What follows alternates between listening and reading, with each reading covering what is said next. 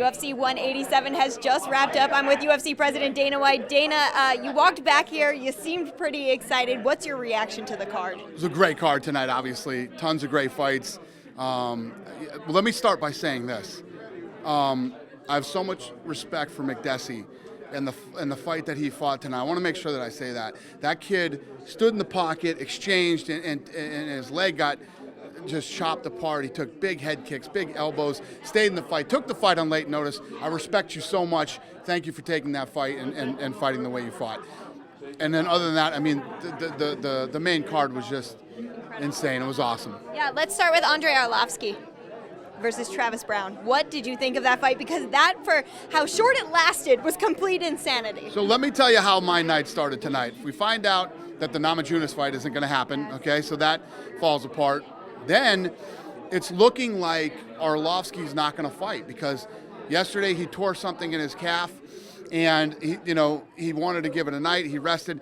The doctors looked at him today. They made him go through a series of tests and they basically said it's up to him whether he wants to take this fight or not. Of course, he says, absolutely, I want to take this fight. So they said, okay, you're okay to fight. So then Lorenzo and I called him back here in our room and said, are you okay? Are you sure you want to take this fight? He looks at me and goes, is that why you called me back here? And I'm like, yeah, of course I'm going to take. So he wanted to take this fight. He was already an underdog in this fight. 36 years old, comes out and performs the way that he did. It was unbelievable. Yeah, and that fight was then followed by Cowboy Cerrone and John McDessie. McDessie, you spoke very highly of him, but Cowboy just keeps winning. He made it very clear that he wants a shot at that title. Do you feel like he is rightfully the next contender? Absolutely. Cowboy is definitely the contender. He'll fight anybody, anywhere, anytime. You're moonwalking here. And no, we're good. And it's just the champ here eating some chicken fingers. It's fine. It's delicious food. What can we say? It's crazy back here. So he always keeps his composure. He picks his shot. He takes his time. He looked great again tonight. Cowboys next in line. All right, and now let's talk about this guy right here, Chris Weidman, who's just stuffing his face with food, as he should. So Jacare's manager hit me right after the fight and said, we're ready for Chris Weidman.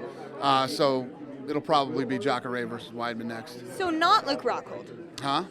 I don't know. Well, you said probably. I just thought I would ask. But anything can happen. I don't know. We'll see how this thing plays out. Luke Rockhold is obviously the number one contender. We'll see what happens. Talk to me about what you thought Vitor was going to come out and do, and then what he actually did come out and do. That fight was exactly the way. Both the co-main and main event went down exactly the way I thought they would. I thought that Vitor would come out in the first two rounds, explosive, fast. He looked really loose. His hands looked good. He caught Chris with some big shots, put him against the fence and tried to finish him, and Chris has an iron chin, and I knew if he could take the punches that Vitor would land, it might go the way that it did. Yeah, so he is still our middleweight champion. At light heavyweight, we have a new champion, Daniel Cormier. Anthony Rumble Johnson and him, they both stepped up to the plate. John Jones obviously out of the picture right now. What did you think of that fight? I went the way I thought it would too. I thought that no doubt Anthony Johnson had a chance to clip him and hurt him, but if he didn't, it was going to be a 2-round wrestling match where he would wear him out and then maybe finish him or run him down for 5 rounds. Do you guys appreciate the fact that now your champ at 205, he's a former Olympian, he's a well-spoken guy, he does stuff on Fox. Like, that's a guy that you can really market. Yeah, no, listen, after tonight, I mean, any of these guys, they all put on an incredible performance. This is what people pay for, whether it's the tickets, whether it's to watch on pay-per-view. This is what people want to see. They did it. These guys came out and performed. This was the big fight card of May, right? Well, this was the good fight card of May. Exactly. I wouldn't say that it was the big one, but it was the good one. Very true. Now, finally, before I let you go, the next pay-per-view is in Mexico City for the heavyweight world title.